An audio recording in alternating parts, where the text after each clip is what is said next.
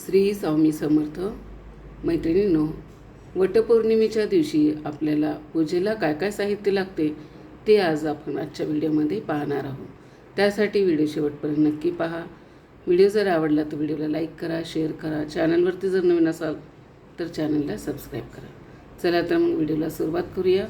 त्यासाठी मी घेतलेला आहे एक ताट, एक तांब्या भरून पाणी घ्यायचं आहे, दूध घ्यायचं आहे,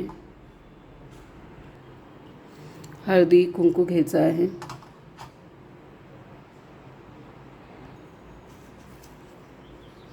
नागवेलीची पानं घ्यायची, जोड पानं, दक्षिणा सुपारी घ्यायची, निरंजन घ्यायचे फुलवात लावून, साखर, अक्षदा, गूळ, कापूर, फुलं घ्यायचीत,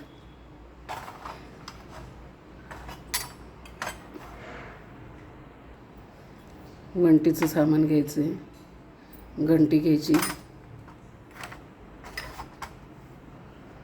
उदबत्ती, कापसाची वस्त्रमाळ,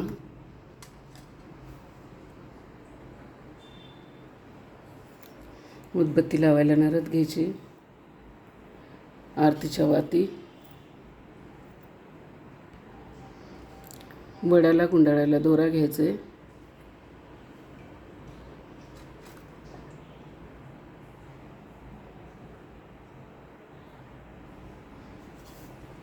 एका ताटलीमध्ये ब्लाउज पीस घ्यायचे,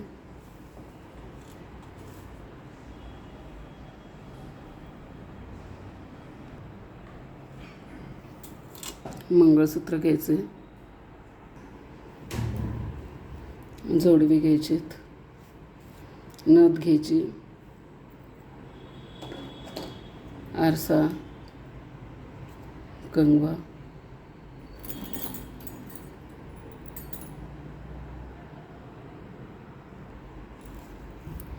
बांगड्या घ्यायच्यात,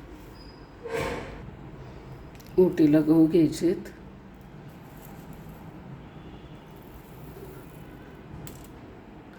हळकुंड, सुपारी, करंडा, किसमिस, फ्रूट्स, आंबा घ्यायचा, विशेष म्हणजे गजरा घ्यायचे, एका वाटीमध्ये गहू, हळकुंड, सुपारी घ्यायची बायकांची ओटी भरण्यासाठी, कहाणीचं पुस्तक घ्यायचं आहे. यामध्ये सर्व कहाण्या असतात. वटसावित्रीच्या पौर्णिमेची कहाणी ही आपल्याला वाचायची आणि सर्वांना ऐकवायची आहे. अशा प्रकारे आपल्याला सर्व साहित्य घ्यायचं आहे. आधीच काढून ठेवायचं आहे म्हणजे आपल्याला सोपं जातं. ओटीचं सामान, हे पूजेचं साहित्य, अशा प्रकारे सर्व आदल्या दिवशी आपण काढून घ्यायचं आहे.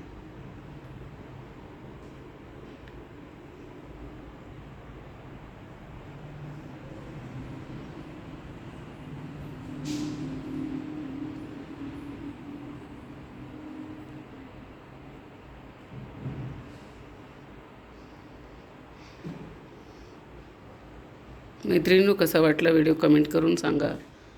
चॅनलवरती जर नवीन असाल तर चॅनलला सबस्क्राईब करा. शेवटपर्यंत माझा व्हिडिओ ऐकला त्याबद्दल आपल्या सर्वांचे मनापासून आभार.